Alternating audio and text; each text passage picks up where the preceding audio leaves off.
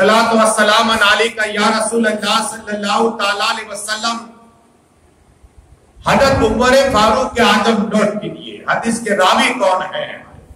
सरकार उमर फारूक के आजम, जिसके लिए आका इरशाद फरमाते मेरे बाद अगर कोई नबी होता हजरत उमर होते। क्या सुभान अल्लाह, ऐसी फजीलत कि आका खुद बयान कर रहे हैं, मेरे बाद अगर कोई नबी होता तो हजरत उमर होते।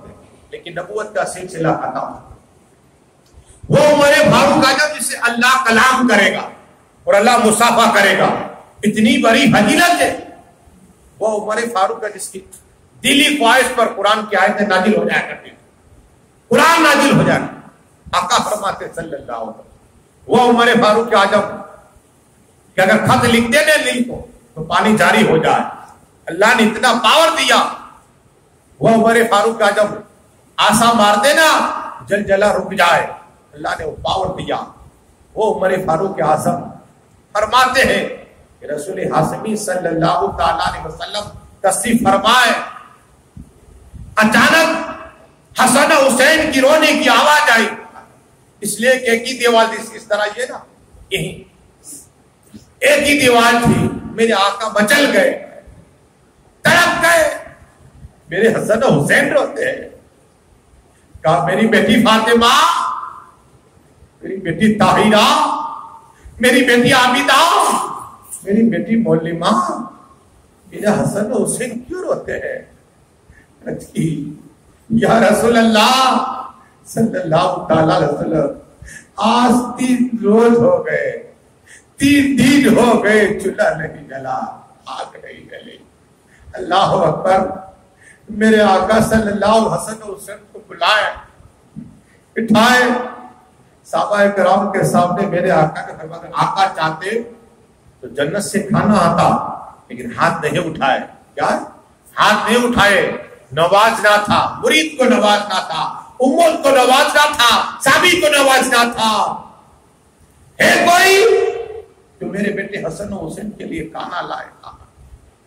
एक साबी रसूल अब्दुल रहमान बिन औफ रज़ियल्लाहु ताला, ये खड़े हुए और घर पे गए, 2 रोटी लेकर आए। या रसूल अल्लाह, या हबीब अल्लाह, या नबी अल्लाह, या नूर अल्लाह सल्लल्लाहु ताला अलैहि वसल्लम, ये 2 रोटी है। मेरे आका सल्लल्लाहु ताला अलैहि वसल्लम ने रोटी के टुकड़े दिए, हसन को खिलाया और हुसैन को खिलाया। कहो सुभान अल्लाह। हसन हुसैन को खिला दिया। अब आका दुआ कर रहे हैं अब्दुल रहमान बिन औफ के लिए, ए अल्लाह दुनिया में इसकी हर एक हाजत पूरी अता फरमा दे। कहो सुभान अल्लाह। अब्दुल रहमान बिन औफ की दुनिया में हाजत पूरी अता फरमा तमाम। और या रसूल अल्लाह, दुनिया की तमन्ना पूरी आखिरत, क्योंकि आखिरत में मैं तेरे साथ हूं। वो सुभान अल्लाह। क्या कहा? रसूल पाक खुद फरमाते हैं मैं तेरे साथ हूं। अब क्या हुआ? दरूद शरीफ पढ़िए, अल्लाहुम्मा सल्ली अलैहि, बचल जाओगे। 2 रोटी हसन हुसैन को अता की। हम अक्सर देखते हैं गौस पाक के यहाँ गए तो वहां भी लंगर चलता है, वहां भी आज भी लंगर चलता है। मैं दिल्ली में गया सलीम बाबू के साथ, तो वहां भी लंगर खाया हमने दिल्ली में, मिजाज वलिया की बारगाह में। जब गरीब नवाज गया तो वहां भी लंगर चलता है, वहां भी लंगर खाया। लेकिन यहाँ हमारे यहाँ उमर बापू जो लंगर चलाते हैं, क्या ये लंगर बुजुर्गाने दीन का तरीका रहा है? क्या लंगर चलाना बुजुर्गाने दीन का तरीका रहा है? अब 2 रोटी दी थी, 2 क्या मिला सुनाओ। सब लोग बैठे हुए हैं। अब्दुल रहमान बिन औफ रज़ियल्लाहु अन्हु रोजाना 5000 बकरियां जमा करते थे। कहो सुभान अल्लाह। सदका दिया करते थे, 10,000 दीनार गरीबों को सदका दिया करते थे, और बहुत से रोजाना फकीरों को खिलाया करते थे।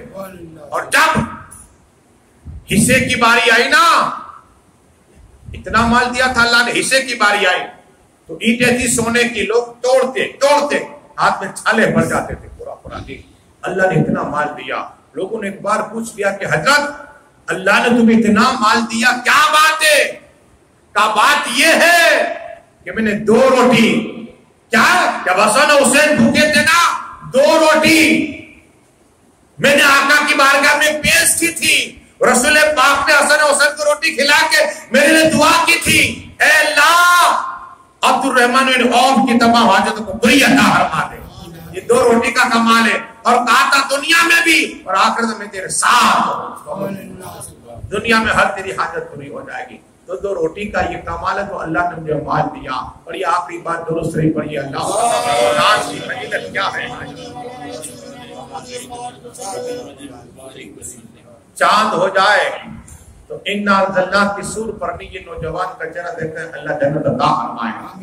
لیکن 10 روز کی فضیلت دوست پاک فرماتے, مختصر بتا دو, وقت مختصر ہے, کہ پیروں کے پیر روشن جمیر غوث اعظم دستگیر محبوب سبحانی قطب ربانی سید سے عبد القادر جیلانی بغدادی حسنی حسینی, حسینی بھی ہے حسینی بھی ہے.